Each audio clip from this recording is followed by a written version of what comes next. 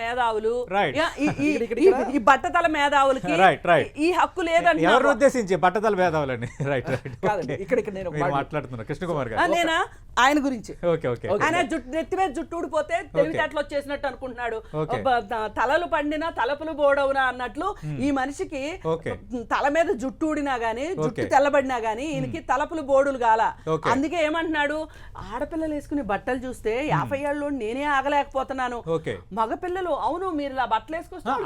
ఆయన ప్రవచనాలు ఫేమస్. ఆయన అలా అంటే మరి బాడీ షేమింగ్ కిందకి వస్తుంది కదా. బాడీ షేమింగ్ కాదు మీరు మాట్లాడితే అలాగా బట్టతలని అట్లా అని కాదండి. నేను ఆయన ఏమైనా అనే హక్కు ఆయన ఇచ్చాడు, ఎందుకంటే ఆయన ఆ విధంగా మాట్లాడున్నాడు. నేను తలలు బోర్డులైన తలుపులు బోర్డులైన మాట ఎందుకు తీసుకొచ్చానంటే ఈయన ప్రవచనాలు చెప్తాడు కదా.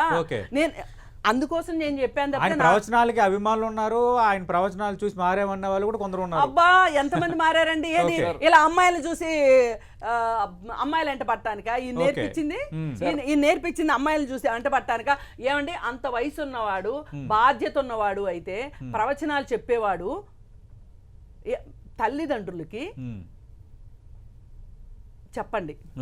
అబ్బాయిల తల్లిదండ్రులకు కానీ అమ్మాయిల తల్లిదండ్రులకు కానీ మన సొసైటీలో చాలా చాలా చాలా మనని ఆకర్షించే విషయాలు వస్తాయి, కానీ వాటిని తట్టుకుని మీరు మీ జీవితంలో ముందుకెళ్ళాలి అని చెప్తారా? కాకుండా అమ్మాయిల్ని టీచ్ చేయండి, టీచ్ చేస్తే మీ మీద నిర్భయ కేసు వస్తుంది అనేది చెప్పాలా?